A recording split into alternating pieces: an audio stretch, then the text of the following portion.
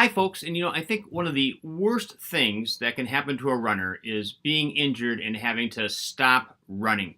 And there's all kinds of reasons why that happens. And in my experience, many times they are preventable. Now, one thing you probably heard a lot is that, well, you increased your mileage too quickly. I can't tell you how often. I know if somebody that's had to go to the doctor to see what's going on, the doctor's, well, you increased your mileage too quickly.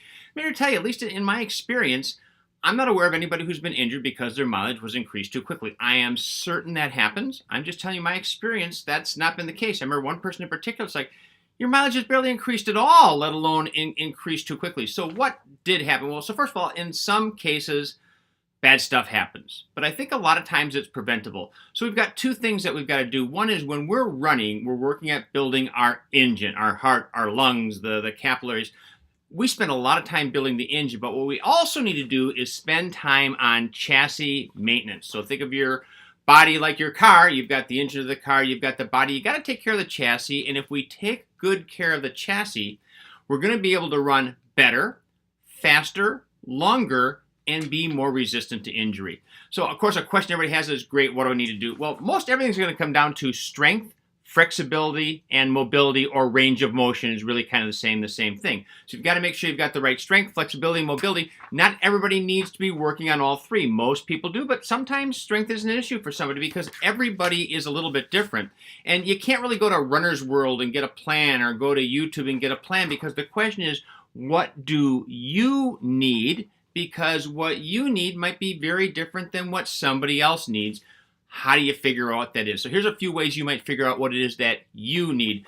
One, you could get a functional movement screen known as an FMS. A lot of physical therapy places will do that. Some will do it for free. Others will do it for a nominal charge. But they will take you through a lot of tests to assess your strength, your flexibility, your range of motion, and let you know where your weak spots are. And then you can develop a plan for how are you going to address those weak spots as they relate to you.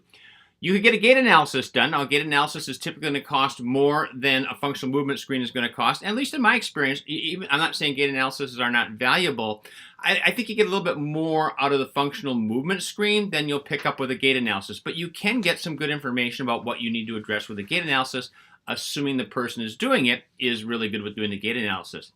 If you have iOS, sorry Android, or somebody could check and see if it's available for Android, there's an app for iOS called the Saucony Stride Lab app. I think the reason it's only on iOS is they're using some of the hardware inside the phone to do some of the tests, and not all Android devices are going to have that same hardware.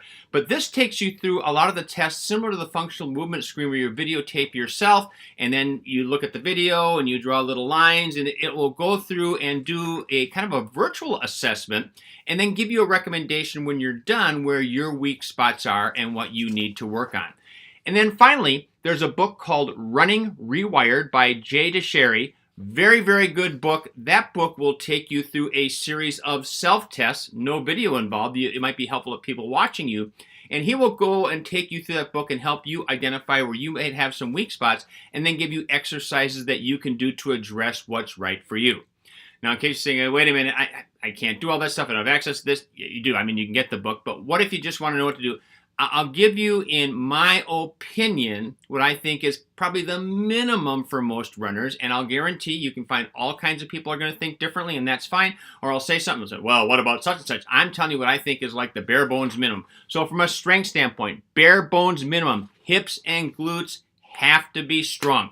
I can't tell you how often people have an injury because their hips and glutes just aren't strong enough. There's a lot of other things you want to be strong, but you gotta have it in the hips and glutes. Now get ready, you're going to detect kind of a theme here. Flexibility. Hip flexors gotta be flexible. The average runner overstrides, and a common reason you overstride is because your hip flexors are tight. Why are your hip flexors tight? It's because we sit all day, and that tightens up those hip flexors. And so what happens is, rather than being able to drive with the knee, you end up having to lead with the foot. And that throws your foot way out in front of your body. That's not where you want your foot to land. When your hip flexors have that flexibility, you can get extension behind you and be driving with the knee going forward. The key is to do a good hip flexor stretch. You can find some good videos on YouTube, but I'm here to tell you, if you're not really feeling that stretch in the hip flexor, you're hitting the wrong place. And here, no surprise, mobility also has to be in the hips. If your hips aren't mobile, if you aren't able to move that range of motion, that's going to cause an issue for you. As I said before, I'm not saying that hamstrings and quads aren't important. I'm not saying that you don't need to have good shoulder strength. There's a lot of other stuff you need, but I really think that's the minimum. And if you did nothing else other than work on the hip things, you're probably going to be in pretty good shape. Because remember, you can build your engine, but you also have to maintain that chassis.